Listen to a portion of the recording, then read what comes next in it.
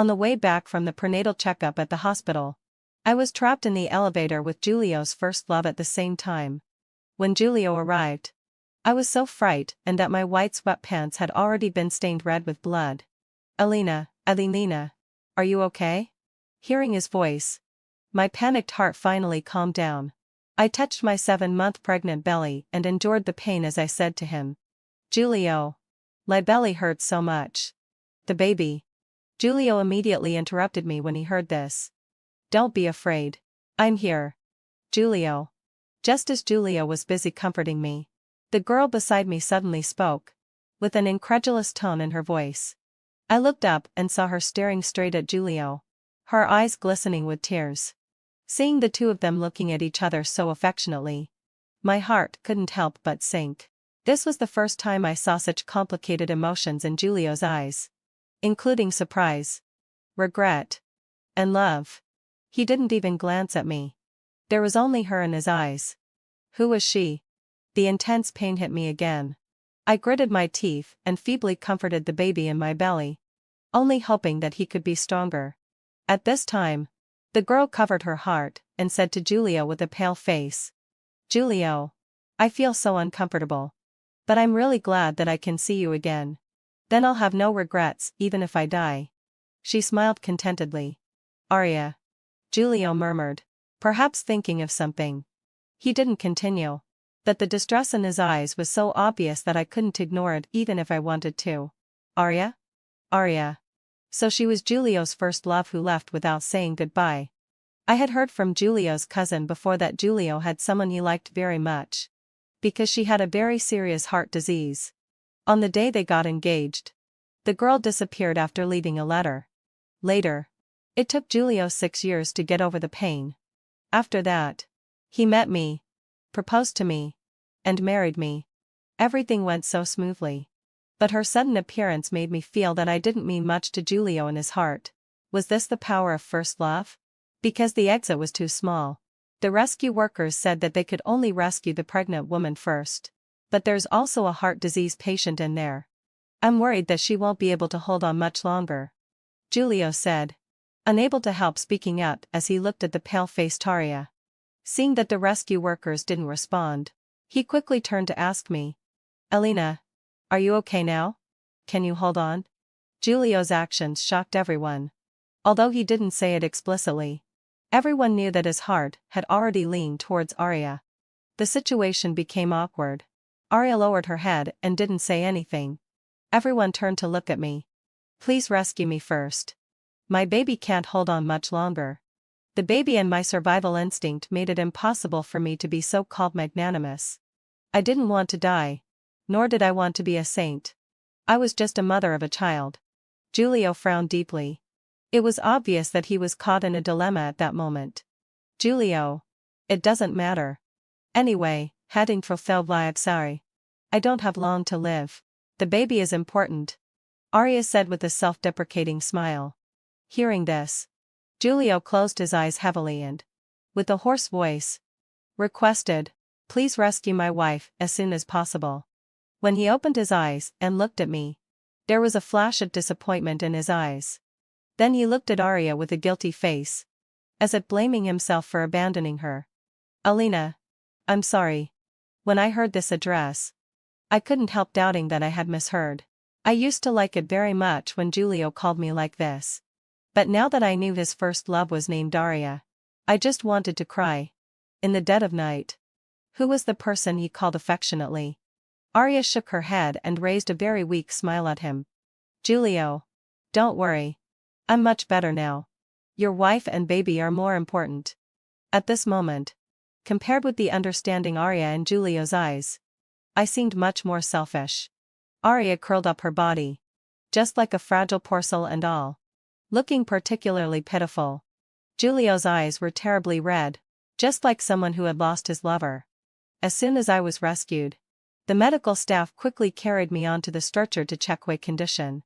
Everyone was doing their own things in an orderly manner. Only Giulio stood there motionless, as if cheering Arya on. Giulio. I called him several times before he heard my voice. Elena. Are you okay? I had intended to comfort him, But thinking of the situation just now, I changed my tone and, suppressing my sobs, said to him, "My belly hurts so much. Julio.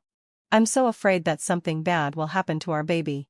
He sighed softly and absently hugged me in his arms. "Don't think too much. I won't let anything happen to you too." He comforted me while looking towards the elevator. When he saw Arya being rescued, Julio wanted to go over. But unexpectedly, I grabbed him tightly. Julio. You'll always be with me. Right?" "Yes," yelling fulfilled my obsession. "I'll be with you." He said nice words. But heartlessly broke my hand away and resolutely walked towards Arya. "Arya. How are you?" He trembled as he grasped Arya's hand and shouted for the doctor to come and check. Seeing this, Arya couldn't hold back anymore and cried as she threw herself into Julio's arms. Sobbing. "Julio. I was so scared. When I was inside, I was so afraid that I'd never see you again." I watched the two of them hugging tightly together. And it seemed that I could hear the sound of my heart being torn apart. So this address really didn't belong to me. The fetal heartbeat suddenly became abnormal. "Send the pregnant woman to the hospital immediately." I let the rescue workers carry me onto the ambulance. Lying on the stretcher, I watched the two of them still pouring out their feelings to each other and gradually lost consciousness. In the hospital corridor, when I regained consciousness and heard that they were going to perform a cesarean section on me, I tried my best to grab the doctor's hand and said hoarsely, "If there's danger during the operation, please save me. Baby. I'm sorry. I don't deserve to be your mother." This operation took nearly 8 hours to bring us mother and child back from the jaws of death. When I woke up, the baby had been born. It was a boy, weighing 3 Jin and 6 Liang, and had already been sent to the incubator for care. Hearing the sound of the doorknob turning, I looked up and saw a haggard-looking Julio. Elena, does the wound still hurt?" Hearing this address, I just felt disgusted. How could he be so shameless? After going through this life and death experience, except for the baby, I didn't care about anything else. I slowly raised my eyes and instead of answering, I asked, "Who is she?" When Julio heard my aggressive tone, he frowned and his voice became cold. "Elena.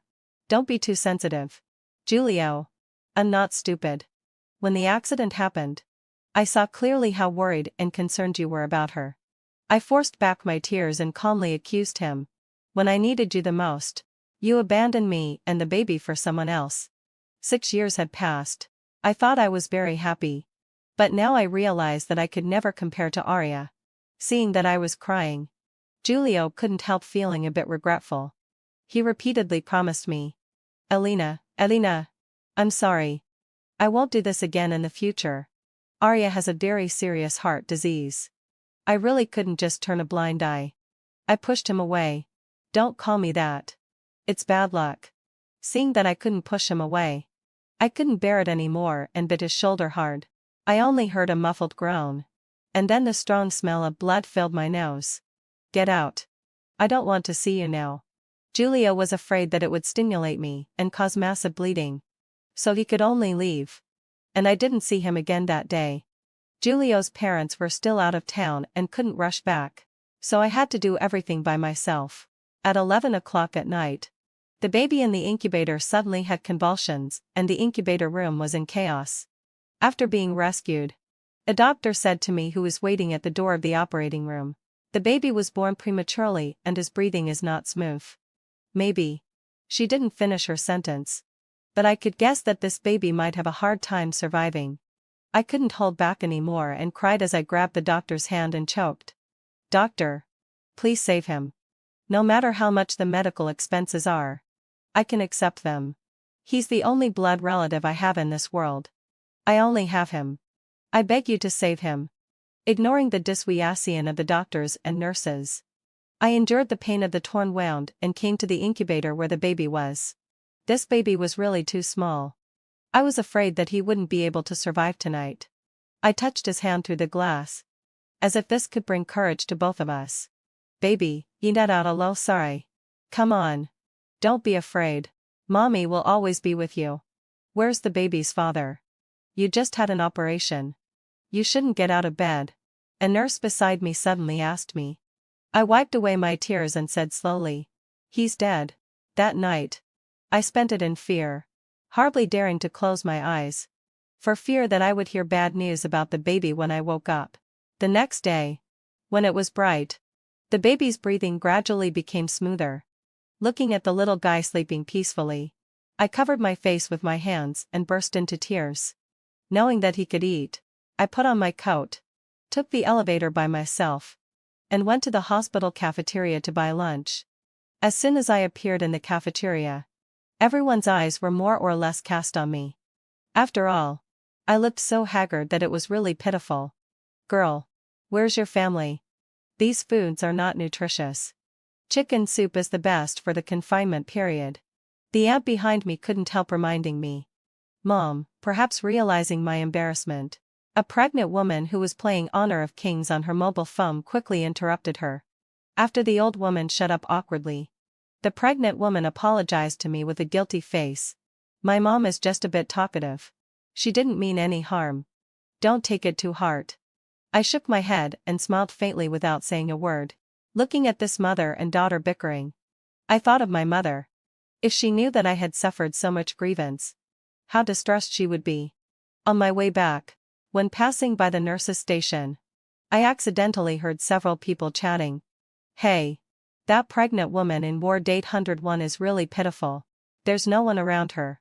And the newly born baby is as small as a kitten and can't even drink milk. I'm afraid he won't be able to. Don't talk nonsense. The head nurse beside her quickly scolded her. The little trainee nurse pursed her lips and muttered, "It's the truth anyway." I stood there in a daze for a long time. After they all left, I lifted my feet and left. At 2 o'clock in the afternoon, Giulio finally appeared, holding food in his hand. The logo on the bag was from the private kitchen that he and I often went to. Are you starving? Knowing that you could eat, I drove there specially to buy it and eat in Quaid for a long time, he said as he took it out. Seeing that he was still trying to take credit, I coldly interrupted him. Have you been to see the baby? Giulio was speechless for a moment. After more than 10 seconds, he smiled and said, I'll go to see him after you finish eating. I pushed away the chopsticks he handed over. Take them away. I've already eaten. If I had to wait for you to bring me food, I'd probably starve to death. Yeah. You probably wish I were dead. Then there would be room for your first love. But looking at her, does she still have the energy to keep you company? I curled my lips slightly and mocked him mercilessly. When Giulio heard me mention Arya, his face instantly changed. He thought I was being unreasonable and irritably undid the buttons of his suit and loosened his tie. Elena, when did you become so unreasonable? I picked up the fruit he had brought and threw it directly at him. Unreasonable? You don't feel the pain because the knife isn't cutting you. Do you even know that our child almost didn't make it last night? I stayed in the corridor all night, fearing that something bad would happen to him. I'm asking you. What were you doing at that time? Let me guess. You were probably by your first love's side, asking after her and being all solicitous. Giulio. Whose husband are you exactly? As soon as these words came out, Giulio's body couldn't help but stiffen. Seeing his reaction, I was basically sure that I had guessed right. He coughed and quickly explained, yesterday, Arya's situation was really dangerous. She almost died on the operating table. So I didn't have time to take care of you and the child for a while. The more he said it, the more guilty he felt. It's really my fault. Elena, you have a good rest. I'll go find the doctor right away and ask about the child's condition. Giulio was dispensable. In these days, he was always called away by phone calls. The time he spent taking care of me was less than 2 hours. I rested for 2 days. Instead of seeing Giulio's parents show up, I saw Uncle Lin, whom I hadn't seen for over a year. He looked travel-worn, and there was mud on his shoes. It was obvious that he had rushed here overnight. Our Elena has been through a lot. His simple sentence made me burst into tears. In these 2 days, I could vaguely feel that my emotions were becoming more and more unstable, and I would burst into tears easily. Even an ordinary little thing could make me break down. Now that Uncle Lin was here, I didn't have to worry about the little baby in the incubator all the time. It turned out that raising a child alone was so difficult. Alina, eling fulfilled me sorry. Where's Julio? Uncle Len, who had been here for a while, hadn't seen Julio and couldn't help asking. Probably dead, I replied expressionlessly as I looked out of the window at the withered yellow leaves. Uncle Len was my stepfather.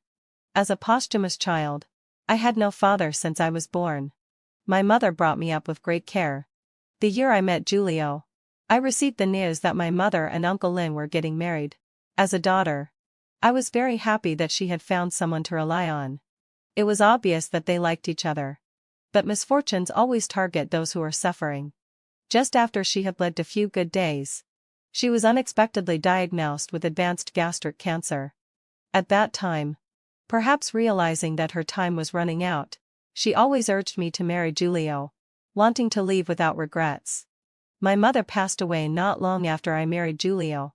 By the time I rushed back to my hometown, she had already closed her eyes peacefully. Only then did I understand why she and Uncle Len insisted on staying in our hometown.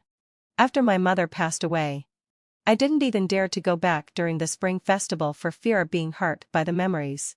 In that old house, only Uncle Len was still living with memories. The little baby's condition fluctuated. Looking at him with all those instruments inserted into his body, I felt as if my heart was being stabbed by a knife. Julio was still busy. Each time he only showed up for a dozen minutes, and then left in a hurry. One day, while I was drinking the old hen soup that Uncle Len had brought, I heard the sound of a fight outside. I struggled to get up and opened the door. Just in time, I saw Uncle Len did Julio a heavy punch. He grabbed Julio's clothes and said fiercely, "You bastard.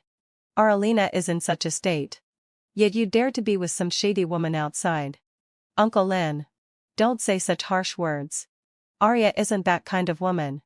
Julio couldn't help but retort. Uncle Len got even angrier when he heard this. "I'll beat you to death. You shameless scoundrel." I stood at the door and didn't stop them until Julio had been beaten up quite a bit. In the ward, Uncle Len asked me if Julio was having an affair outside. When I went out to buy something, I accidentally saw him pushing a wheelchair and taking a leisurely walk with a woman in the park. Their behavior looked very intimate. I couldn't even bear to look at it. I felt that something was wrong between you two since I came here, but seeing that you were too weak, I didn't dare to ask. He got anxious when he saw that I didn't say anything. "Alina, can't you just tell the truth? Do you want to worry Uncle Len to death? Before your mother passed away, I promised that I would take care of you. But now seeing you like this, how can I have the face to face your mother?" His reproachful tone was just like my mother's. I was just about to speak when I found that my voice was terribly hoarse. Suppressing the discomfort in my throat, I said to him word by word, "Uncle Len, I want to divorce Julio." As soon as I finished speaking, Julio's voice came from outside the door. "I don't agree." No one paid attention to him. Julio panicked and quickly asked Uncle Len to help persuade me. "Uncle, it's unfair to the child. He needs a father. Besides, I haven't done anything to betray Alina at all. Alina is just too sensitive. You're being too harsh on me. It's also unfair to me." Uncle Len gave him a cold glance, which made Julio step back in fright. Seeing that Julio didn't say anything more, he turned around and touched my head, saying with a smile, "Okay. If my girl wants a divorce, then we'll get a divorce." "Thank you, Uncle Len."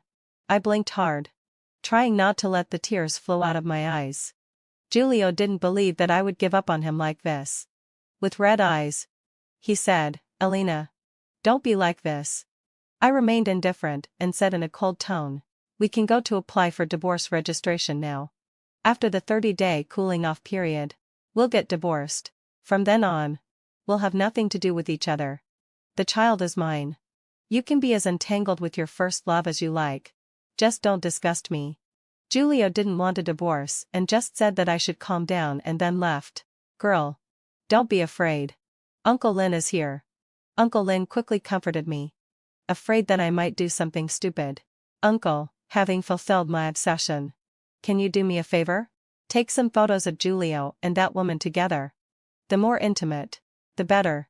I'm determined to get this divorce." After Giulio's parents arrived at the hospital and learned that Giulio was still entangled with Arya, they couldn't wait to drive him out of the house. Giulio's mother took my hand and earnestly persuaded me, "Child, it will be very hard for you if you get divorced.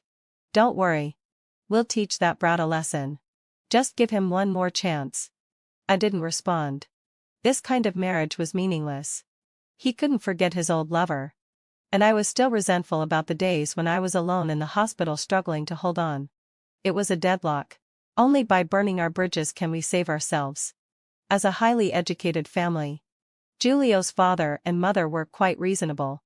Seeing that I was determined to get divorced, they didn't force me to forgive Giulio in the end. Giulio's mother was a good mother-in-law. In these days, she took great care of me during my confinement. Because she was worried about her grandson, she was always shuttling back and forth between two places. The little baby was saved. But because he was too small, he still needed to stay in the incubator for a long time. Every time Giulio's mother went to see him, she would come back with red eyes. "Mom, thank you. And please understand my insistence." Giulio's mother sighed and kept saying that it was a misfortune for the family. "Your father and I have only had Giulio as our child since he was little. We thought he was just a bit indecisive. But we didn't expect him to be so muddled-headed. That Arya is the same. Since she gave up at the beginning, she shouldn't come back to pester him. Does she have to make it like this to be satisfied?" Actually, Arya's pestering didn't disgust me that much. What really disgusted me was Giulio's inability to let go. Since he couldn't clear his heart completely, he shouldn't harm innocent people. As the day for me to be discharged from the hospital was approaching, Arya suddenly appeared and said that she wanted to talk to me. "I don't have much time left to live. The reason I did all this was just because I was unwilling." She suddenly said this out of the blue, which confused me. "Miss Arya, I'm not familiar with you. You don't need to tell me these things at all. Don't tell me you want me to pity you and give Giulio back to you. Then take him. I won't see you out." I waved my hand inferently. Arya smiled bitterly. "If I could, I wouldn't want to tell you these things either. But I can see that Giulio has been really sad these days. He loves you very much. I never thought of destroying your relationship. I just wanted to see him one more time before I died, and wanted him to accompany me. That's all. If you don't forgive him, I'll never forgive myself for the rest of my life. Alina, Giulio is really innocent. All the mistakes are mine. I'm too selfish. I was afraid that he would forget me forever. So I tested his patience step by step and created opportunities to meet him again." With just a few words, Arya put all the blame on herself and even tried to morally blackmail me. The first love trying to persuade the wife to stay for the beloved one. What a ridiculous development. If the living first love is like this, wouldn't the dead first love be even more harmful? How stupid would I have to be to listen to her and forgive Giulio? Sorry. I've never taken other people's unwanted trash. Arya lowered her head when she heard this and said dejectedly, "Alina, do you know how much I envy you? I envy that you're his wife. That you can have children for him. That you can grow old with him. And even more." I couldn't bear to listen any more and quickly interrupted her. "Wait. Since you envy me so much, then after I divorce him, you two can go and register your marriage. I wish you a baby soon and a love that's stronger than gold in advance." She hesitated when she heard me say this and finally left. The ward finally became quiet. I opened the window and listened to the chirping of the birds outside, feeling a little relieved. In the evening, while I was having dinner, Giulio barged in angrily and questioned me about what I had done to Arya. After Arya came back from here, she didn't eat or drink and was so emotional that she drove me away. "She's dying. Why are you still being so unforgiving? Do you have to watch her die in front of you to be satisfied?" I couldn't bear it anymore and slapped him hard. The sound of the slap echoed in the room, and Giulio's face gradually became swollen and red. "Go and file for divorce immediately. I can't wait any longer. If I stay with you for a while longer, I'm afraid I won't be able to resist killing you." When had Giulio ever suffered such humiliation? He grabbed my hands and said harsh words. "Alina, what are you so proud of? You should know that if my Alina were okay, there would be no problem with you. Theft. You really think highly of yourself."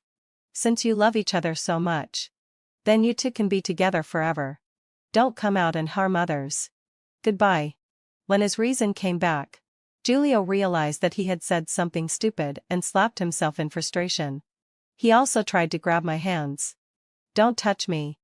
I think it's dirty. He was just about to explain when Uncle Lin drove him out. The 30-day cooling off period passed quickly. Just when I was busy preparing the materials for divorce, Giulio said that he wouldn't give up on our little baby. He used his friend's connections and insisted on fighting with me for the custody of the child. Out of self-interest, Giulio's father and mother remained silent. It was obvious that they also wanted their grandson. They forced me to file a lawsuit. In court, I took out a bunch of ambiguous photos of Giulio and Aria. The two of them were smiling at each other, whispering in each other's ears, their heads leaning together, and looking at the same mobile phone with smiles on their faces. They looked as intimate as could be. This is just a matter of the angle. I have nothing to do with Aria at all. She's a heart disease patient. As a friend, there's nothing wrong with me going to see her. Giulio was still trying to argue unreasonably. But nobody paid attention to him.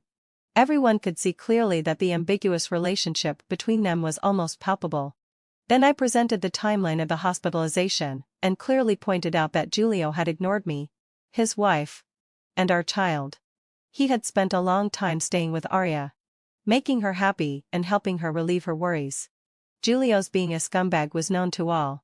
Originally, having fulfilled my obsession, the civil code stipulates that for children under 2 years old, in principle, custody should be directly awarded to the mother. Moreover, Giulio was the party at fault. In this lawsuit, Giulio was completely defeated. The custody of the little baby was completely awarded to me. The mother, Giulio, was required to pay 5 Tsar yuan in child support every month. And I also got half of his property. Finally, having fulfilled my, Giulio and I got divorced. And I became a wealthy single woman. Walking out of the court, Giulio's mother ran over to stop me and stuffed a bank card and a real estate certificate into my hand. Her eyes were bloodshot, which showed that she had also had a hard time these past 2 days. Child, don't blame us. Your father and I just couldn't bear to part with our grandson. There are 2 million yuan in the bank card, and the house is in the city center. This is our compensation for you and the child. Please don't refuse. If you run out of money, just tell us, old couple. Ante. I thank you on behalf of the baby. At first, my mother was so satisfied with Giulio because his parents were reasonable and had correct values. Alina, I let you down. Giulio, with a stubby beard, came to me, his face full of guilt. I don't accept your so-called apology. Let's just leave it like this. Goodbye. I waved my hand and walked out of the court with Uncle Lin, just to be on the safe side. The little baby was still being cared for in the hospital incubator. I planned to take him back to see my mother when he was completely stable. While I was busy planning my future life, Giulio's mother called and said that Aria's respiratory failure was very serious and that she probably didn't have much time left to live. Sometimes, I really suspect that she's Giulio's doomed relationship. 6 years ago, she left without a word, almost making Giulio unable to survive. Now that he finally had a happy family, she suddenly showed up again, causing Giulio to lose his wife and child. Giulio's mother couldn't help complaining to me. I listened quietly and occasionally agreed with her, completely detaching myself from this messy love triangle. I heard that Giulio was staying by her side, and that the two of them had secretly slipped out of the hospital to look for the memories of when they were together before. Aria passed away in Giulio's arms, wearing a pure white princess dress, just like the day when she first met Giulio. The person was gone. She finally got what she wanted. I just didn't know if Giulio would blame her. Breaking with his parents, losing his wife and child, and becoming all alone. The price was a bit high. On the day when the little baby was discharged from the hospital, Giulio's father and mother also came. They put a warm jade for good luck on the child. Come on. Let Grandpa hold our tuna in. Okay? Seeing Uncle Lin looking at Giulio's father holding the little baby with envy, I handed the child to Uncle Lin as I said this. Hearing this address, Uncle Lin was startled at first and then overjoyed. afraid that his sweaty hands might slip. He wiped the sweat on his hands on his pants before nervously taking the child. Look. He's smiling at me. His cautious look made my nose a bit sour. Actually, I should have called him that long ago. Although the little baby didn't have his father's love, his grandparents and grandpa loved him so much. I thought he would understand me. On the night before we set off to return to our hometown, Giulio showed up in front of me, reeking of alcohol. Alina, I never thought of giving up on you. It's just that you were too stubborn and sensitive and directly sentenced me to death. Alina, can I see the child? No. Get out. I didn't want to get entangled with him and quickly hugged the little baby and left, for fear that this scumbag would go crazy when drunk. The next day, the flight arrived in Rongcheng quickly. Looking at the place where I had lived for more than 10 years, my heart finally calmed down. In response to the neighbors' intentional or unintentional inquiries, I didn't say much. I just said that I missed my mother and wanted to bring the child back to see her. After coming back, I didn't plan to leave. I just wanted to open a homestay here and take care of Uncle Lin in his old age. Time passed quickly, and the little baby soon turned 5 years old. Giulio's father and mother came to see him here every year. They also took the opportunity to relax and enjoy the leisurely time. The business of the homestay was neither good nor bad. At least it could make some money every month. So Tuna Ann and I didn't have to worry about food and clothing. The little baby had my surname and was named Tuna Ann, with the nickname also being Tuna Ann. For the sake of his mental health, I directly told him that Giulio had gone to heaven. Alina, do you really not plan to forgive Giulio anymore? In the past 5 years, he has worked hard and hasn't done anything out of line anymore. He only has you and Tuna Ann in his heart. He really knows he's wrong. Seeing that I had no expression on my face, Giulio's mother summoned up her courage and said, "Besides, the child is too young. He also needs a father on his growth path. You can't not consider it for him. A prodigal who returns is more precious than gold. Why don't you be brave again? No matter how bad a son is, he's still one's own flesh and blood." They could forgive Giulio, but I couldn't. He really didn't deserve it. Looking at the little baby playing with the cat and dog, I didn't see any sign that he needed a father at all. I didn't respond and smiled as I changed the topic. Tuna Ann, take your grandparents for a walk around. Okay. There was a big dog named Cola following him. The two of them, one person and one dog, were having a great time playing. In the evening, the little baby held a milk box and asked me, "Mom, what kind of person was my father?" Alas, they still influenced the child after all.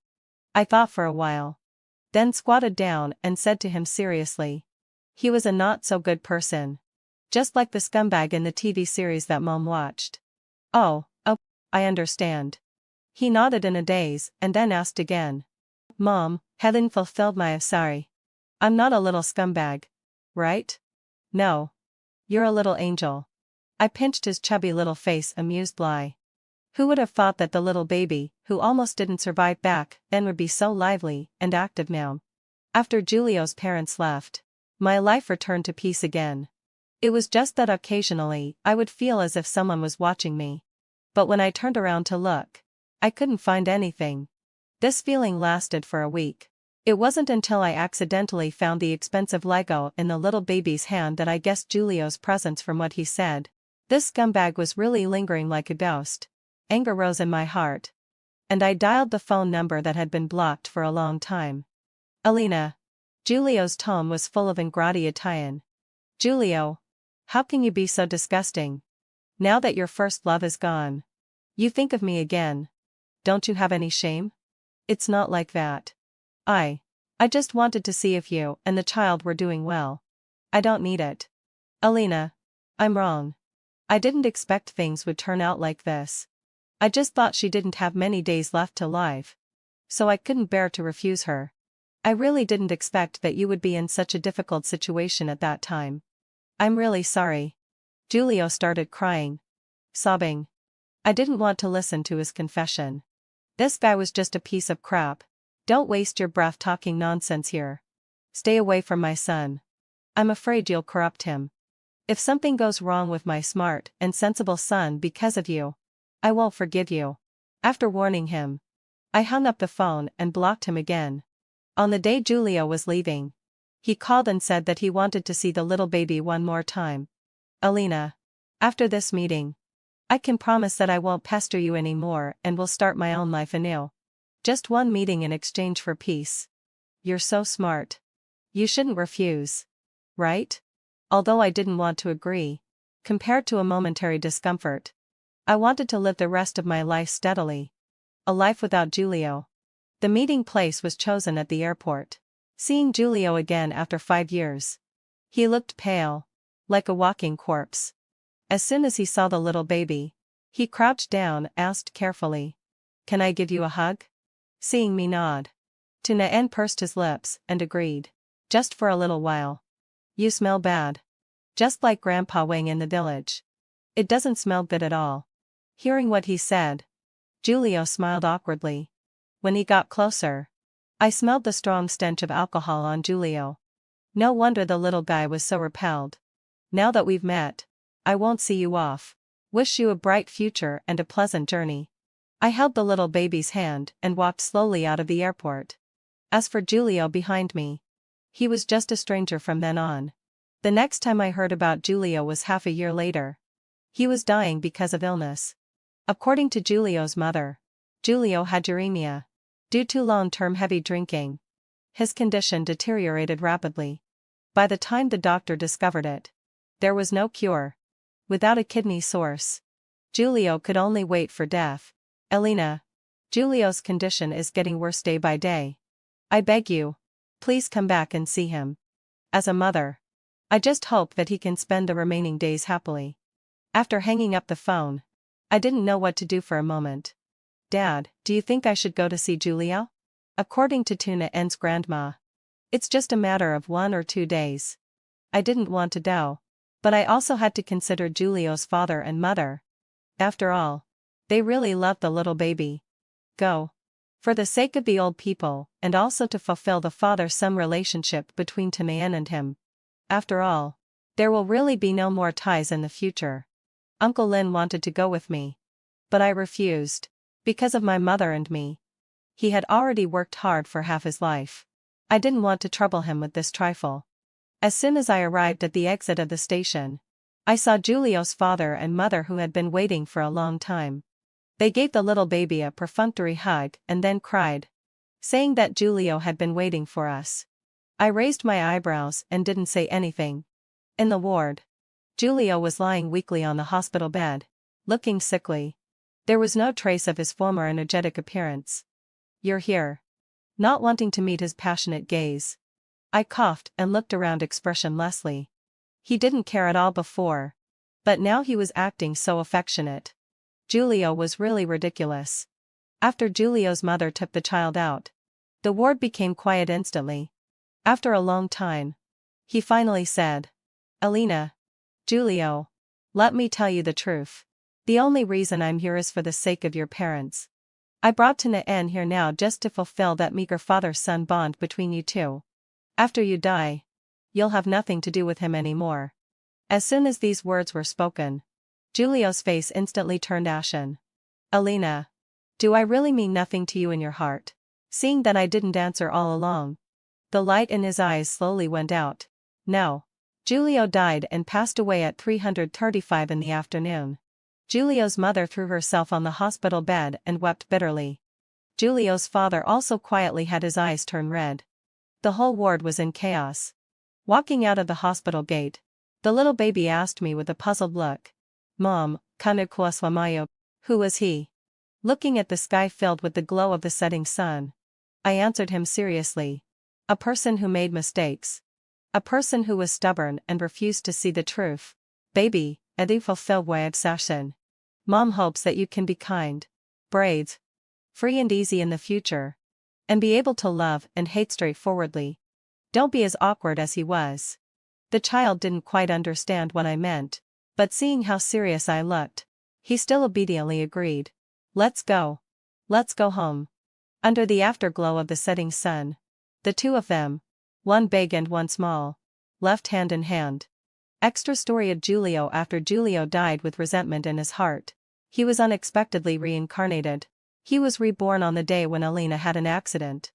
In this new life, Giulio looked at Arya, who was clutching her chest just like in the previous life, with a complicated expression. "Giulio, I'm so uncomfortable." He didn't respond. Instead, he looked at Alina with a worried expression, fearing that something bad would happen to her. "Alina, relax. You and the baby will be okay." With Giulio's comfort, Alina quickly calmed down. This time, Giulio didn't pay any attention to Arya. After saying a few casual words, he stared at Alina with all his heart and eyes. This time, he just wanted to cherish her and wouldn't let himself end up separated from his wife and child like in the previous life. Without Giulio's hesitation and delay, the rescue this time was even quicker than last time. By the time Arya was rescued, Giulio was already gone.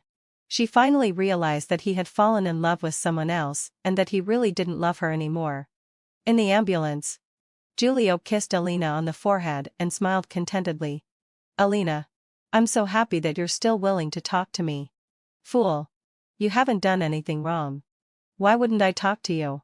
Thinking of how heartless Alina was in the previous life, Giulio nervously held onto her hand tightly. "Ouch. Giulio. You're hurting me." Alina, I'm sorry. I didn't mean it. I'm just so concerned about you."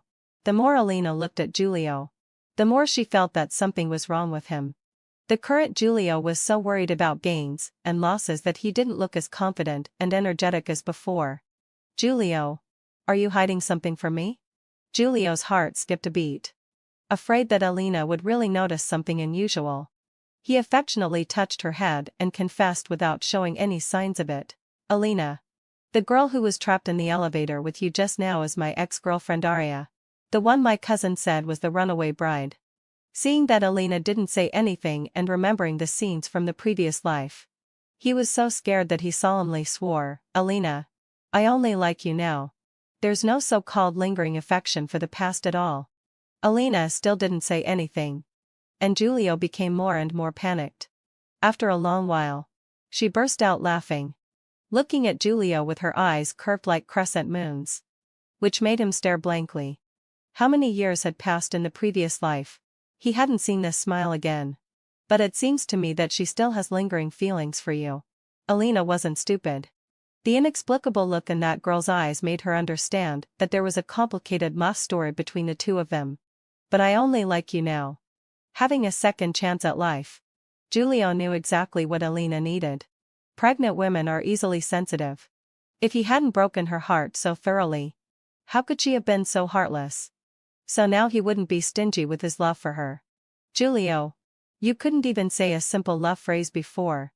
But now you're so glib." "I don't think so." Time passed while they were joking and laughing. After arriving at the hospital, because her emotions were stable, Alina didn't have a premature birth. Looking at Alina lying on the bed and eating an apple, Giulio finally confirmed that this life was different. He and she could be very happy. But Giulio was still worried and forced Alina to stay in the hospital for another week. During the hospitalization, when they were taking a walk in the park, they unexpectedly ran into Arya. Her face was pale, and she was getting weaker and weaker. "Giulio, can we talk?" Giulio didn't dare to agree casually. He was really afraid that something would change in this life. Finally, having fulfilled my absai, Alina spoke up. "Go ahead. Many things should have a beginning and an end. I won't be jealous for no reason." Arya sat on the stone bench in the park and started to feel sentimental. "Giulio, I'm sorry. I was so headstrong back then and let you down." Giulio shook his head and said that he was very happy now and had already forgot and all the right and wrong from the past. Seeing the figure not far away, he smiled contentedly. "Arya, take good care of yourself. My wife is a bit tired and we need to go back first." After saying that, he walked towards Alina with big strides. Arya looked at the man's departing back, bit her lip gently, and squatted on the ground, crying bitterly. Time passed quickly, and soon it was the day for Alina to give birth. Just like in the previous life, Alina gave birth to a boy. When he cried, His voice was loud. He was a chubby little guy. Completely different from being so thin and small in the previous life. In the ward, Giulio looked at the sleeping mother and child and wept with joy. On countless late nights, he would wake up from his dreams in a panic, fearing that all of this was just a beautiful dream. Fortunately, it was all real. Seeing Alina's arm exposed, he was just about to help her cover the quilt when he heard Alina's cold voice. "Don't touch me. It's dirty." Giulio was so scared by her icy look that he fell to the ground. In a daze, time and space shifted. And Giulio, lying on the hospital bed, completely woke up. Looking at the expressionless Alina in front of him, he smiled bitterly. On the verge of death, she didn't even let him have a good dream. The end.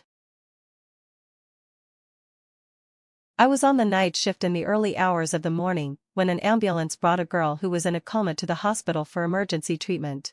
The girl was bleeding heavily and urgently needed to be rescued. I dialed the emergency contact number in her mobile phone. The man on the other end of the phone who claimed to be her husband turned out to be my husband. I had no choice but to perform a dilation and curettage on the girl myself. Hearing the familiar voice, my movement of putting on gloves paused for a moment. My first reaction was whether it was just a similar voice. "Doctor. Why isn't my wife answering the phone? What's wrong with her exactly?" Suppressing my voice that was just recovering from a cold, I patiently told him that an urgent operation was needed now and asked the man to come to the hospital as soon as possible. "Doctor. I'm abroad and can't come back now. Please save my wife. She said she didn't feel well after dinner." Abroad? What a coincidence. It just so happened that my husband, Yehuda, flew abroad on a business trip yesterday. "Sir, please leave a phone number so that we can contact you after the operation." The man on the other side didn't seem to recognize my voice and recited the phone number in one breath. After hearing it, my heart sank. That was Yehuda's private phone number. Very few people knew this number. And at least I wasn't included among them. The reason I was familiar with this number was that I had a photographic memory for numbers. I had seen this number in his mobile phone records. And the owner of the number was Yehuda. At that time, I thought it was for work needs, and didn't think much about it. Until one time, Yehuda ordered medicine and some sex toys to be delivered to our home, and accidentally left this number as the recipient's phone number. Although the delivery guy later helped him take the urgently needed items to the right place, it didn't prevent me from realizing that Yehuda was having an affair. With a life at stake, I pulled myself together and prepared for the operation. Judging from the girl's heavy bleeding, it should have been caused by taking several emergency contraceptive pills after getting pregnant. The girl herself realized something was wrong and dialed 120 for help. The emergency nurse told me that she had taken emergency contraceptive pills. I calmly examined the girl with a pale face. A nurse also quickly got the result of the blood test. The white blood cell count was as high as 10,000. It seemed that I was right. She was more than 2 months pregnant and had bleeding during pregnancy. After the ultrasound confirmed that it was an intrauterine pregnancy, I performed a dilation and curettage on her according to the emergency treatment plan to stop the bleeding. The baby couldn't be saved. In the ambulance, the emergency nurse had already injected a hemostatic agent into her. However, the amount of bleeding at that time was so large that the girl went into shock before she even arrived at the hospital. Fortunately, having fulfilledly, I'm known as a master in gynecology and was quite proficient in dealing with her situation. The bleeding stopped, and the girl's breathing and pulse returned to normal values. According to the operation procedure, the nurse sent the scraped tissue from the uterus in the operation tray for pathological testing. After the operation, the girl was sent to the general ward. I took off my sterile gloves and washed my hands over and over again under the faucet, until the nurse asked me in confusion, "Aliyah? Are you feeling unwell somewhere?" Only then did I realize that my fair hands had been rubbed red by me repeatedly. It's okay. I was just lost in thought. Even after spraying a lot of disinfectant on my hands, I still felt that my hands were covered with dirty blood. I couldn't help thinking maliciously, if it hadn't been my shift tonight, would this girl have died along with her unborn child? An operation that was simple for me didn't mean that others could handle it so easily. Not everyone could seize the golden time for saving a life. It seemed that I had saved the life of Yehuda's lover. But I also aborted his child with my own hands. Could this be the child that Yehuda had been longing for? I had been married to him for many years but had no children. It wasn't that I didn't want to. But Yehuda had always disagreed. He kept telling me that he was a DINK double income, no kids. If I had a child, he would divorce me. To prevent any future trouble, he even had a vasectomy in the hospital next to mine. At that time, he only informed me after the operation. He held my hand and swore, "Aliyah, I'll only love you in my life. I don't want a child to take away your love for me." Yehuda was domineering. He knew that as a virtuous and workaholic woman, if I really had a child, I would surely focus on the child and my work. By then, I would indeed neglect him. But when did he have the vasectomy reversed? Or was it that the girl named Vivian was pregnant with someone else's child? I'm not the kind of person who likes to overthink things. All I needed to do was to conduct a paternity test on Yehuda's hair from home and the scraped tissue. And everything would be clear. I'm not a DINK. In my heart, I had always wanted to be a mother. But because I loved Yehuda, I was willing to make some sacrifices. Maybe when he wanted to be a father in the future, it wouldn't be too late. It just so happened that I could also focus on fulfilling my dream of becoming a doctor while I was young. Over the years, I had made rapid progress in the medical field and became the leader in gynecology in the city. With a successful career, I had completely accepted that we were a DINK family. As long as Yehuda and I loved each other, not having children wasn't a big deal. But in the end, Yehuda let me down. When I went to check on Vivian, the girl in her 20s, weakly fluttered her big obsidian-like eyes and thanked me, "Dr. Aliyah. Thank you," while saying words of gratitude. Her eyes kept sizing me up, as if she were sizing up a relative. I was sure that when she saw me, she didn't even glance at my name tag, so she knew me beforehand. I patiently asked her about her condition after the operation. But she pulled my sleeve to get close to me. "Dr. Aliyah, I'm sorry to have caused you trouble." I brushed her hand away extremely uncomfortably. "Vivian, your husband said he would come to the hospital later. Don't take medicine randomly when you're pregnant in the future." After hearing my words, her face turned extremely pale. And she even helplessly held my hand. "Dr. Aliyah, did you call him? How did you know his phone number?" Her face was full of horror. I was extremely puzzled. "You were in a coma due to heavy bleeding at that time and the situation was critical. There was only one emergency contact in your mobile phone. We were just following the procedure." I was made to doubt whether I had misunderstood Yehuda by her reaction. But then my phone dinged in time. The paternity test report came out. There was a parental relationship between them. After hearing my words, Vivian quickly went to check her mobile phone. When she saw the emergency contact's phone number, she bit her lips tightly. It was as if that phone number was a devil making her both hate and fear it. My intuition told me that Vivian's performance didn't seem to be fake. There must be a story between her and Yehuda. The intimacy she showed when she first saw me didn't seem to be pretended. In front of me, she quickly deleted the emergency contact. "Dr. Aliyah, could you please not tell him that I had a miscarriage because I took emergency contraceptive pills?" I hesitated and asked her, "Did you know you were pregnant?" Vivian was on the verge of crying and nodded with great sadness. He watched me closely. I didn't want the child, but he insisted that I give birth. Think Filstobra obsession. If you don't want to have a child, you can discuss it with your husband. Giving birth is a woman's right, not an obligation. Even if he doesn't agree, he has no right to interfere with you. As a doctor, I couldn't accept that she had been so reckless with her own life just to get rid of the child. "Do you know that you almost couldn't be saved?" My serious tone didn't scare Vivian. She laughed at herself. If I had really died, it would have been better. I was filled with doubts. If Yehuda wanted a child, he could have told me. Why did he have to force Vivian to give birth? If it was an affair, it should at least be consensual. But looking at Vivian's appearance, she was clearly being forced. Or was it that she knew she was a mistress and was about to be exposed? So she was acting with me? If so, as a mistress of this level, she could be called an Oscar-winning actress. I definitely couldn't outwit her. I stared at Vivian quietly, trying to find some flaws.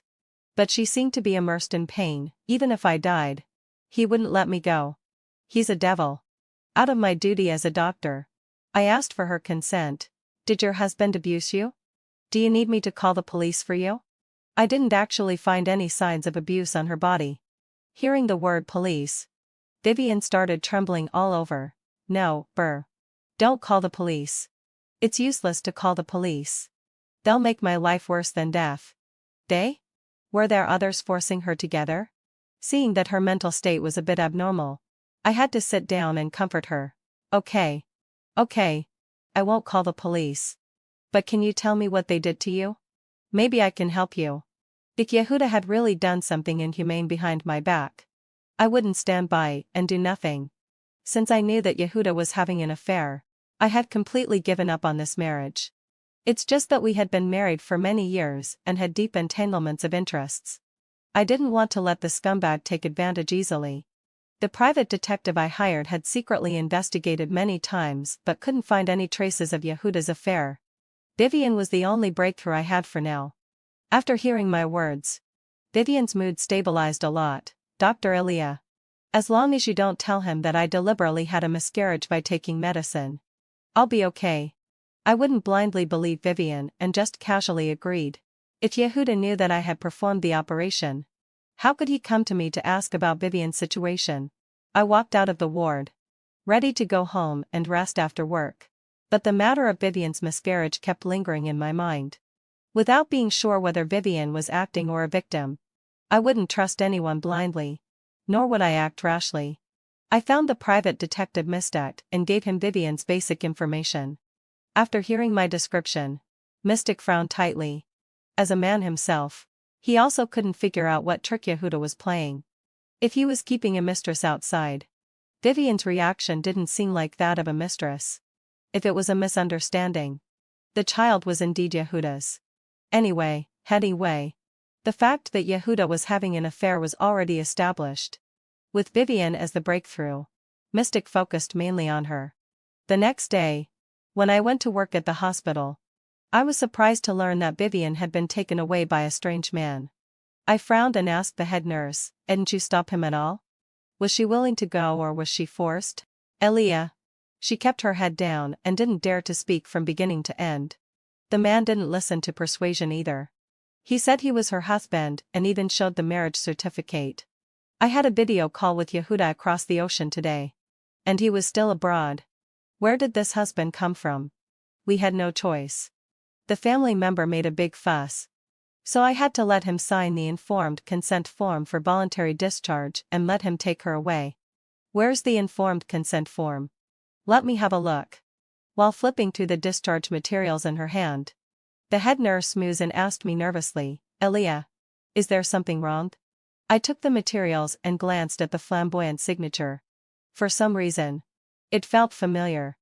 However, no matter how hard I tried, I just couldn't remember where I had seen it before.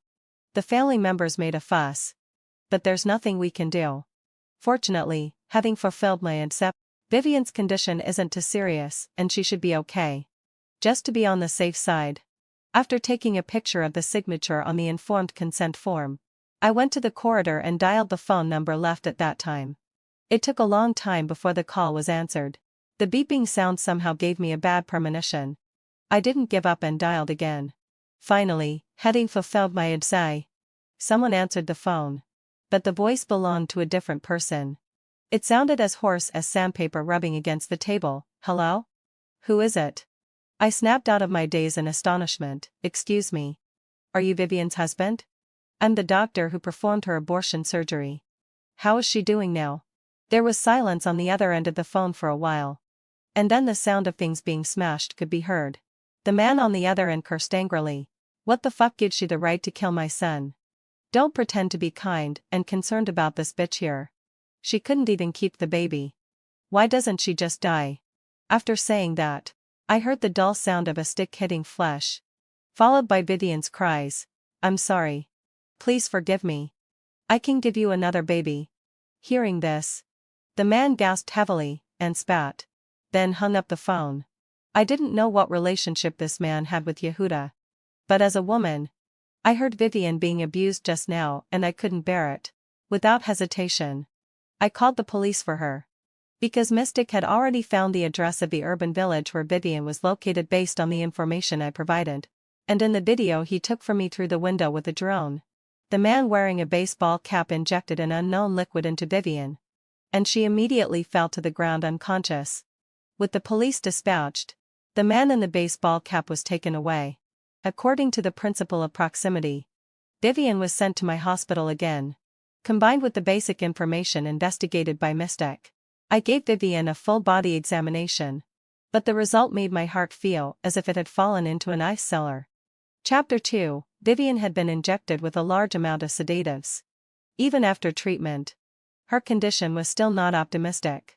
There was a high possibility that she would become mentally disabled or lose her memory. And the man who was taken away, Louis, was indeed Vivian's legal husband. They got the marriage certificate a year ago. Even weirder was that the phone number I was familiar with was also under Louis's name. Could it be that all my suspicions in recent months were just me being overly suspicious? Did I remember the phone number wrong?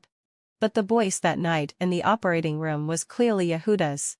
He was the person who had been by my side for 10 years. There was no way I could have misheard it. Mystic didn't tell the police that I was investigating my husband's infidelity. He just said that he was a drone enthusiast and happened to have filmed a video of Louis's misbehavior. However, Louis was released soon after being investigated and having his statement taken at the police station. The reason was simple. Vivian had a serious history of mental illness, and the hospitalization records from the mental hospital were quite complete. And in public, Louis had always been a good man who loved his wife and never abandoned Vivian, who was ill. According to Louis, he just couldn't bear the pain in his heart after seeing Vivian lose her child. So he injected her with medicine when she had an episode. He just didn't expect to exceed the dose. I didn't know how Louis could accurately control the dose, but his goal might have been achieved. Vivian woke up 3 days after being in a coma. When she saw me, her eyes were blurred. She tried hard to look at me but seemed not to recognize me. Have we met somewhere before? I'm Dr. Aaliyah. We met last week. Don't you remember? She thought for a while and, as I expected, shook her head. I don't remember. Was I sick last week? You were pregnant at that time. Before I could finish speaking, Vivian stroked her belly with a look of joy on her face. I remember now. I'm pregnant with my husband's child. Dr. Aaliyah. My husband loves me so much. He dreams of me giving birth to a child for him. She looked so happy as a mother-to-be that I couldn't bear to tell her that the baby was gone. I casually took out Yehuda's photo. Sure enough, Vivian exclaimed cheerfully, Dr. Aaliyah. Do you know my husband too? Where did you get this photo? This looks exactly like what my husband will look like when he gets older. How could Yehuda in the photo be considered old? He just looked more mature than when he was 20. My guess was confirmed. The husband Vivian mentioned and the one on the marriage certificate didn't seem to be the same person. However, when Louis came to the hospital to pick her up, she happily threw herself into Louis's arms and sweetly called him husband. I was completely confused. Perhaps she was really mentally disordered and had a confused memory? As someone who studied medicine, I couldn't convince myself with this far-fetched explanation. It was too mysterious. Okay? Unless there was one possibility that Vivian was pretending. If I wanted to prove that she was pretending, it was simple. No one knew that after the internal medicine and doctor gave Vivian a gastric lavage, I took the things from her stomach. It was a cute mini Cupid. When we found that there were still foreign objects in Vivian's stomach, we helped her with the gastric lavage. Since the time of swallowing was short, the Cupid was basically intact when it was washed out. When I got home, I went to the study to search through Yehuda's bookcase. I remembered that in the past, Yehuda had custom-made a pair of Cupid USB flash drives on QIXI Festival. Because I lost the USB flash drive I used to record experimental data at school, he specially customized these anti-loss Cupids for me. However, the Cupid from Vivian's stomach didn't have a chain anymore. After searching for a while, sure enough, I couldn't find that USB flash drive. I didn't know what kind of mood I was in when I inserted the USB flash drive into the computer and opened it. My heart was pounding like thunder. And my palms were sweating profusely. If Vivian was pretending to have amnesia, then all her actions were to make me get this USB flash drive. Inside the USB flash drive, there were numerous files. The files were divided into two categories. One was named Alia, and the other was named Vivian. They were classified and summarized according to recent months. When I opened the folder named after me, I felt dizzy. It was full of my private photos and videos of me and my husband. However, Yehuda's face wasn't shown in the videos. These photos and videos were all taken at home.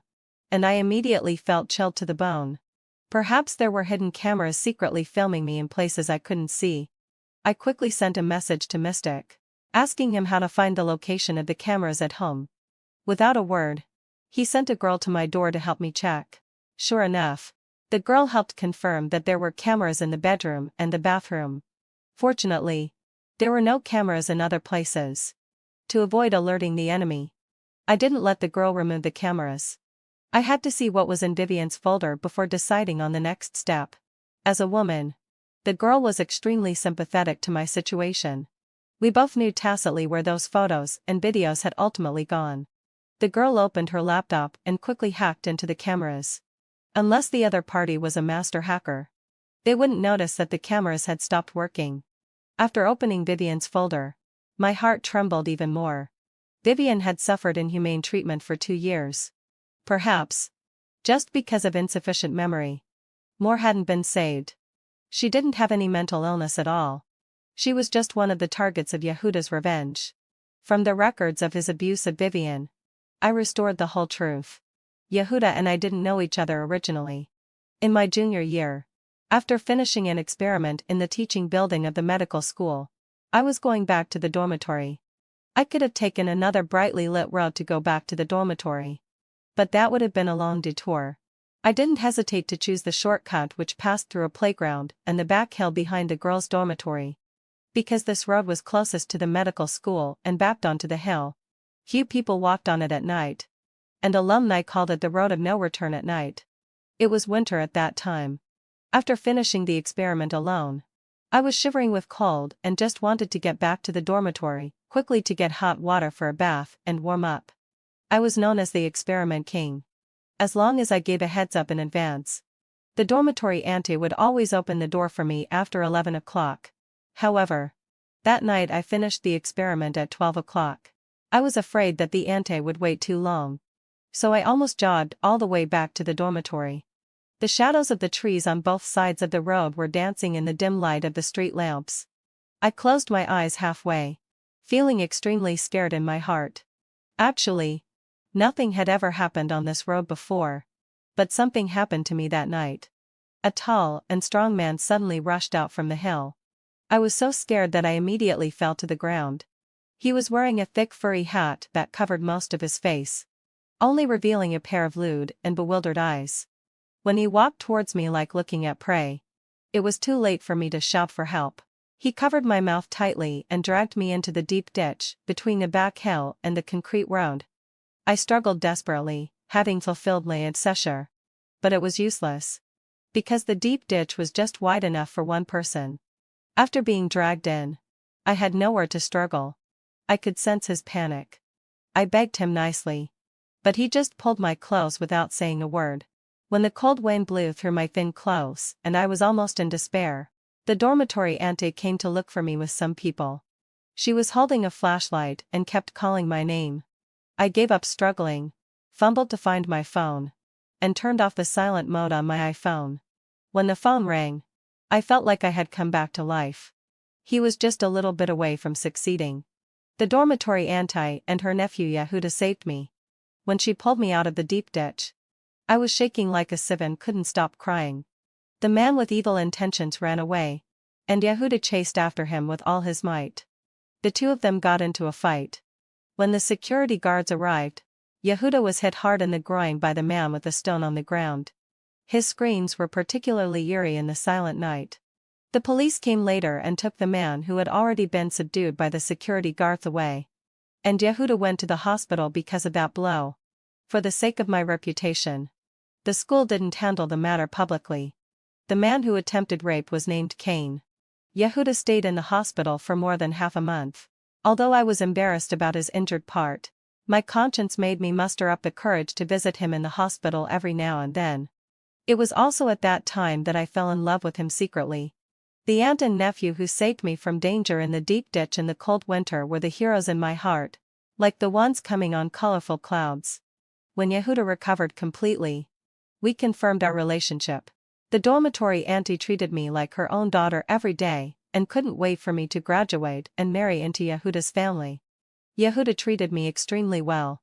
He respected me and never crossed the line. Even though it was extremely hard for him to hold back. He said that he didn't want our relationship to be improper. He said that although the attempted rape didn't succeed, it had left a huge psychological shadow on a girl. He hoped that the most beautiful moment for us would be when he married me. After getting our graduation certificates in our senior year, we got married on QIXI Festival. A moment of spring night is worth 1,000 pieces of gold. At that time, we were deeply in love and sweet.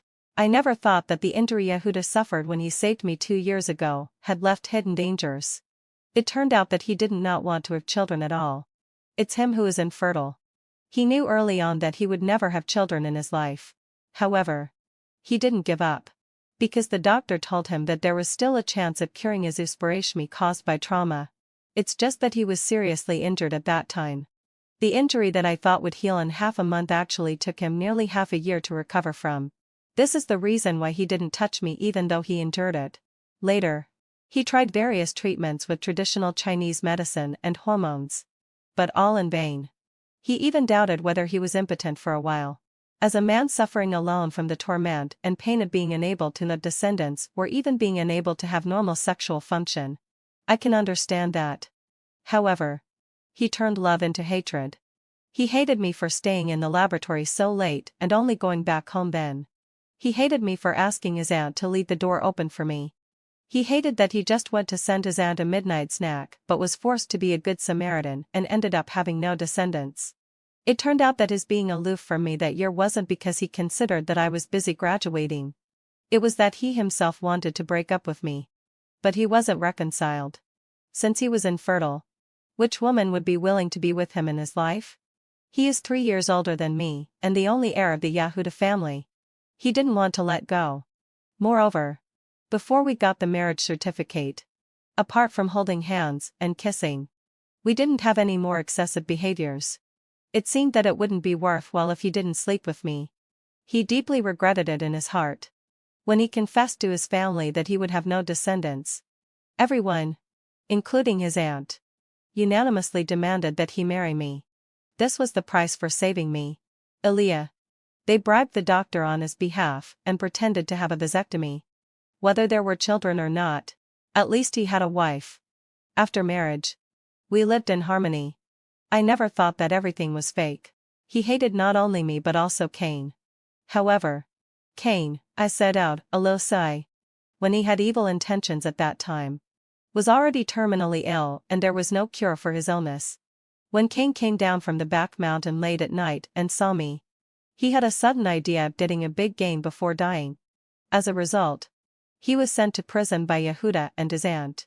Before he was released from prison, Cain died of pancreatic cancer. When the instigator died, Yehuda, who had nowhere to vent his hatred, finally transferred all his hatred onto me. Judging from the video content of the file, Yehuda deliberately approached Vivian after doing an investigation. Vivian was originally a junior student in the same college as me. Coincidentally, hadn't fulfilled way in Sechel. She lived in the building under the jurisdiction of Yehuda's aunt. She had a face that was extremely similar to Cain's. But her eyes were clean and clear. She begged for mercy in the video, asking Yehuda to let her go. However, Yehuda became even more excited and kept shouting that he loved Vivian. At that moment, Yehuda was even more despicable than Cain. Yehuda graduated in psychology. He deeply knew how to break down a person's will. He used his profession as a cover, brainwashed Vivian, and gradually gave her a history of mental illness. He deeply hypnotized her, causing Vivian's memory to be in chaos. 2 years ago, Vivian got pregnant. However, Yehuda didn't know. He wantonly ravaged Vivian in the name of love, which caused Vivian to have a miscarriage. This discovery made Yehuda extremely angry. He went crazy looking for the wild man who got Vivian pregnant all over the world, and even sent her to the mental hospital himself. However, later, he found out that the child was his own. Vivian originally loved Yehuda. A woman who had been deeply brainwashed firmly believed in her love.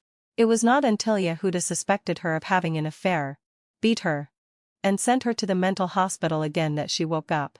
During the half-year in the mental hospital, Vivian didn't stop asking for help. However, no one would believe the words of a madwoman. As Vivian's attending physician, Yehuda was never the object of suspicion. Moreover, he bribed the director of the mental hospital. I just don't know whether Yehuda's family secretly helped him do evil deeds. On one hand, he played the role of an affectionate couple with me and sold my photos and videos to earn ill-gotten gains by the way. On the other hand, he played the role of a good doctor and a good boyfriend with Vivian. Before Yehuda took Vivian out of the mental hospital, he had been working on me for several years but got nothing. He avoided facing his own problems.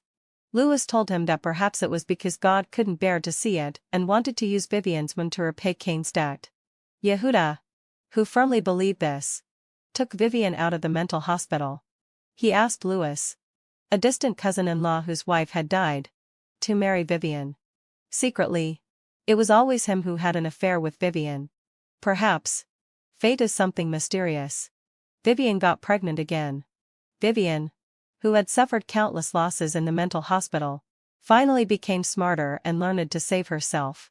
She didn't want to give birth to Yehuda's child at all. Under Lewis's strict surveillance, she couldn't go to the hospital at all, or even go to the pharmacy. That day, Yehuda went abroad on a business trip. Lewis, thinking that Vivian had been honest and well-behaved, relaxed his vigilance when he was called out by friends to drink. The investigation materials of Mystics showed that Vivian went to several nearby pharmacies to buy emergency contraceptives at that time. She was gambling on whether she could make herself miscarry. She bet right. Perhaps she didn't expect that she almost died. I finally understand now why she looked at me like seeing a relative when she first met me. Both she and I are victims. Our photos and videos are being sold crazily on pornographic websites. Both of us were harmed by Cain and Yehuda. I even thought dejectedly that it would have been better if Yehuda and his aunt hadn't come to find me that year. In this way, maybe only I would have suffered. However, the gears of fate couldn't stop when I was dragged into the overgrown deep ditch. What was thought to be a lucky rescue back then wasn't a free gift. Fate marked that salvation with a skyge price. The hero fell from the clouds and turned into a devil hiding among people. What was destroyed was the lives of two innocent girls. Or perhaps he was originally a devil in human skin. The girl brought by Mystic had been quietly accompanying me to watch all the videos. She pursed her lips, her eyes red, and gave me a big hug vigorously. Sister, scumbags will surely get their comeuppance. Just wait for me and my senior brother to avenge you. The hacker expert Sylvia went online. She hacked into Yehuda's computer for me.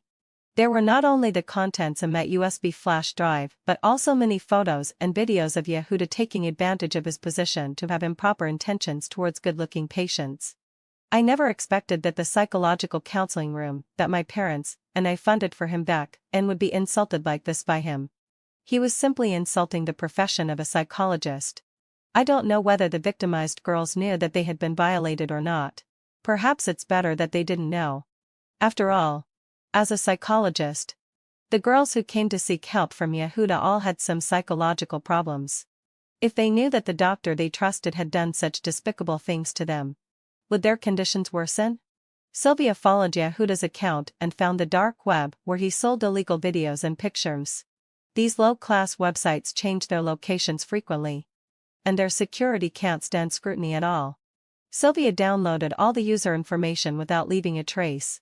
As a just hacker, after downloading the user information, she hacked into other people's computers along the way. Coincidentally, Sylvia found that Yehuda's account was active at that moment. He was looking for big buyers on the dark web to sell his recent good stuff. However, Yehuda never expected that the good stuff in his laptop suddenly disappeared. It seems that he had stocked up goods everywhere. waiting for a good price to sell them. No wonder the traffic of the psychological counseling room was normal. But the income was several times higher than that of the industry. It turned out that all of it was ill-gotten gains. I'm just glad that when I funded his psychological counseling room back then, in order to win the trust of my parents, he pretended to write an IOU and signed and stamped it. Perhaps because Yehuda was used to using USB flash drives for backup, Vivian had the opportunity to get some of the materials. So when Sylvia hacked into the goods that Yehuda was about to sell again, I stopped Sylvia, who was about to continue hacking. Sister Yan, can you replace all the things in his computer with viruses? As long as he accepts the money, the nature will be different. Look at these prices. They should all be big customers. Sylvia understood immediately and looked at me with admiration in her eyes. Sister, you're so smart. One hand received the money, and the other hand delivered the goods. Yehuda on the other side of the ocean, with trembling hands and an excited heart, clicked to send the compressed file with one key. And countless computers across the country went black in the middle of the night. The data of several dark web databases were gone. Unless there were technicians at the master level, don't even think about retrieving a single piece of data, let alone the videos. After Sylvia finished her work, she excitedly high-fived me like a fly rubbing its hands. Sister, what do I need to do next? Just wait for the big bosses to be driven to desperation. It's more interesting when they fight among themselves. Sylvia got the order and slept at my house that night. In her eyes, I, a gynecologist who knew nothing about hacking, was a master of playing power games. She said, Sister, this kind of job of punishing scumbags is so much fun. Yes, having fulfilled wives I also feel much better. I just don't know whether Vivian can sleep well in the hospital at this moment. Perhaps she is still looking forward eagerly, waiting for me to help her. I just don't understand why she didn't bring the USB flash drive to me when she called an ambulance for the miscarriage that day. Why did she take the risk of swallowing the USB flash drive? What if Mystic hadn't filmed the video and the police hadn't saved her? Then wouldn't she? The next day, I went to the hospital with dark circles under my eyes. With so many things on my mind, I couldn't sleep well. When I arrived at the hospital, I went to see Vivian first. Fortunately, hadn't fulfilled lay. This time, because of the police's intervention, Louis didn't dare to forcibly take her away from me again. When I went there, Vivian was looking at Louis with full of attachment, in an obedient and cute manner, which was really heartbreaking. Compared with her, the only lucky thing for me was that I hadn't been physically abused by Yehuda. When Louis saw me coming, his eyes were unfriendly and full of vigilance. You're Dr. Elia, right? If it weren't for you, my wife wouldn't have had a miscarriage. She wouldn't have suffered, and I wouldn't have had to go to the police station. Get the hell away from me. Our families are not compatible. I looked at Louis coldly as he was spouting nonsense. I have to say that the ability of bad guys to shift the blame is quite impressive. If I hadn't known that he was afraid that he couldn't explain his failure in guarding to Yehuda when he came back, I would have applauded his passionate performance. He really deserved to be a scum in the same family as Yehuda. I once saw Louis's signature in Yehuda's study. Yehuda claimed that it was the information of patients. I didn't pay much attention at that time. Now that I think about it, there must be some shady deals and secrets between them. Louis, relying on the fact that he was Vivian's legal husband, I really couldn't do anything to him for the time being. But when Sylvia and Mystic find out his dirty deeds, I'll see how long he can still be so arrogant. At lunchtime, taking advantage of the time when Louis went to the toilet, I quickly went to the ward to find Vivian. I got straight to the point. I've seen Cupid. Vivian suddenly looked up. After looking around, she carefully put away her smile. Dr. Elia, are you really willing to help me? I know my brother did terrible things to you back then. I apologize to you on his behalf. I'll repay you by being at your service for the rest of my life. So, she really knew about it. However, she was different from Yehuda. As Cain's younger sister, she didn't hate me. This little girl knew that for every grievance there is a debtor, and debts should be repaid.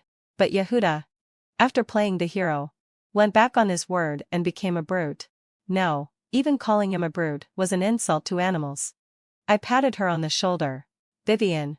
We're all victims in this tragedy. How could I just stand by and do nothing? You shouldn't have risked your life like that. What if I hadn't saved you? What if I hadn't discovered Cupid? You would have been doomed. Vivian shook her head bitterly. I know you love Yehuda. If I had rashly come to you back then, how could you have believed the words of a madwoman? She was right. I had only confirmed that Yehuda was having an affair. But it would have been difficult for me to believe such a bizarre thing without evidence. Besides, I stole the USB flash drive after I was discharged from the hospital and when Lewis was answering your call. It's his precious thing. When I saw the drone at that time, my sixth sense told me it was you. So I swallowed the USB flash drive and took a gamble. I see. Next. You take good care of yourself. I'll handle the rest. Wait for my good news. As soon as I walked out of the ward, I ran into Lewis who was coming back from the toilet. He had a dark face. As if I owed him 8 million. He deliberately bumped into my shoulder. But I had anticipated it and dodged in advance. If I guessed correctly, Yehuda should have known that the matter had reached me. Sure enough, Yehuda, who was supposed to come back 3 days later, returned to China and arrived home that very night. When Sylvia told me that the scumbag had come home, I felt extremely uncomfortable. However, it wasn't my shift tonight, but I still had to face it. When I reluctantly went home after work, Yehuda was busy in the kitchen. Rose petals were spread from the entrance all the way to the bedroom. Hearing the sound of the door opening, Yehuda put down the spatula and wanted to hug me. I pushed him away. Don't. I just got off work. I'm covered in germs and viruses. But Yehuda didn't mind at all.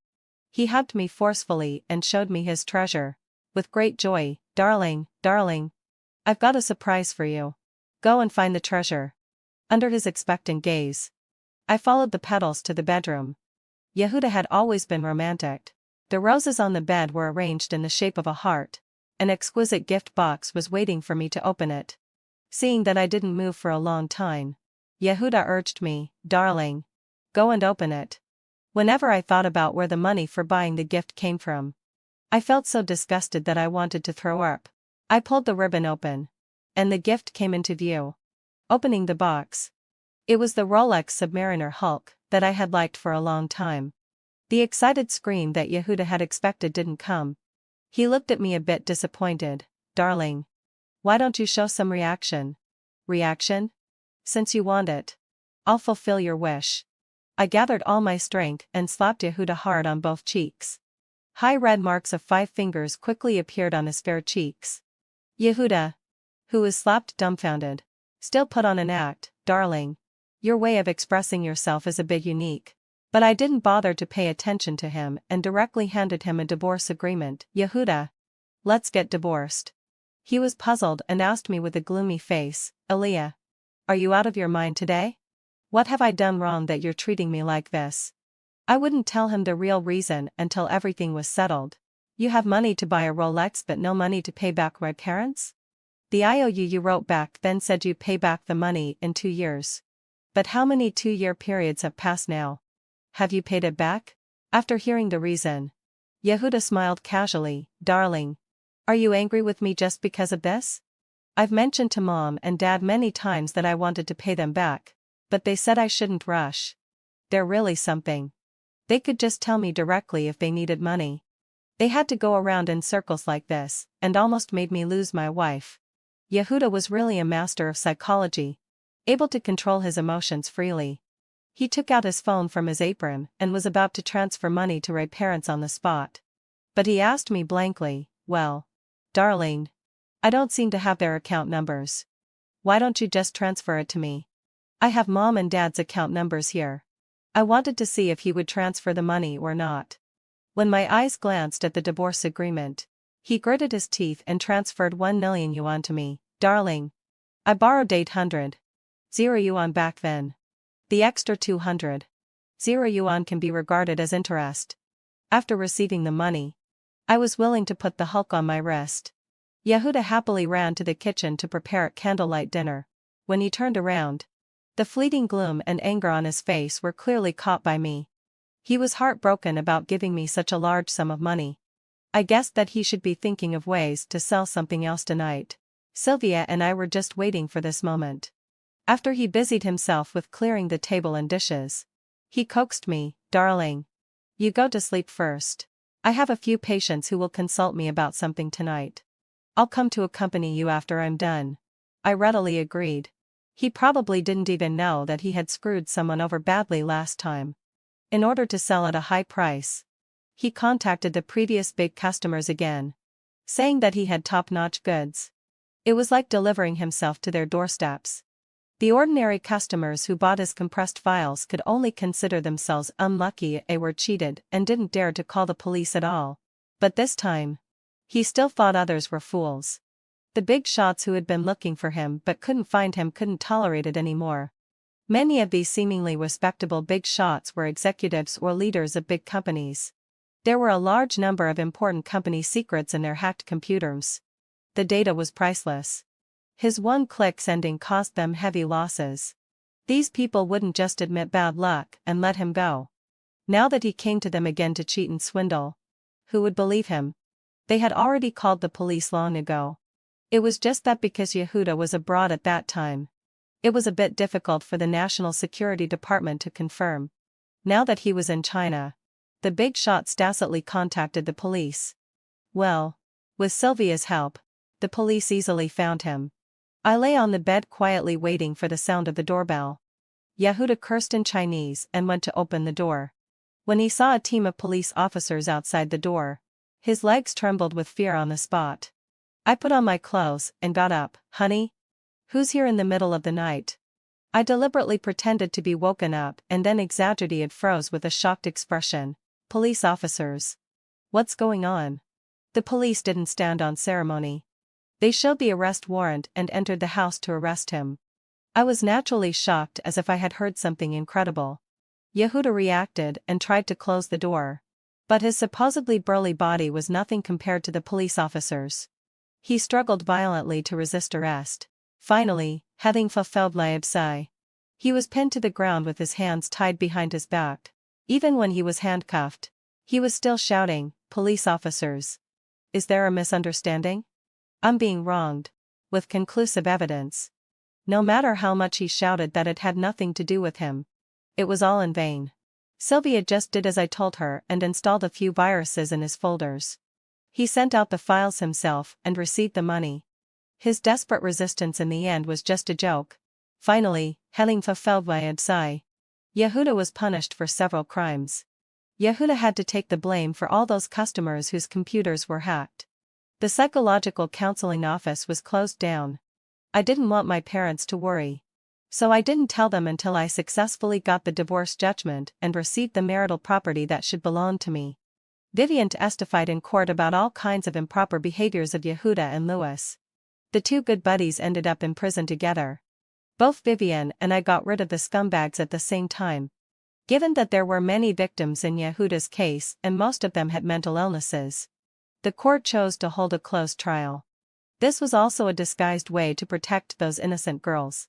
When the judgment was announced, Vivian hugged me and cried uncontrollably, "Elia. Thank you. If it weren't for your help, I really would have had to take them down with me."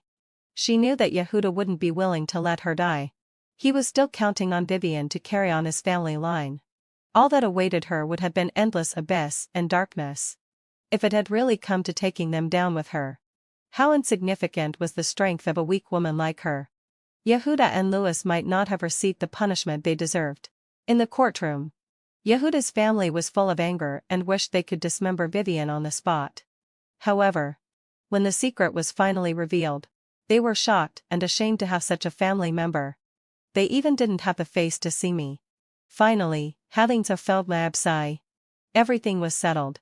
Vivian and I, who were forced into the gears of fate, along with Mystic and Sylvia, raised our glasses to celebrate our victory. Congratulations on getting rid of the scumbags. Cheers to victory and a new life. At this moment, I was extremely grateful that I was the emergency doctor on the night when Vivian had heavy bleeding. I was also grateful that when Louis went out for fun and got drunk, he set the call forwarding to Yehuda by himself.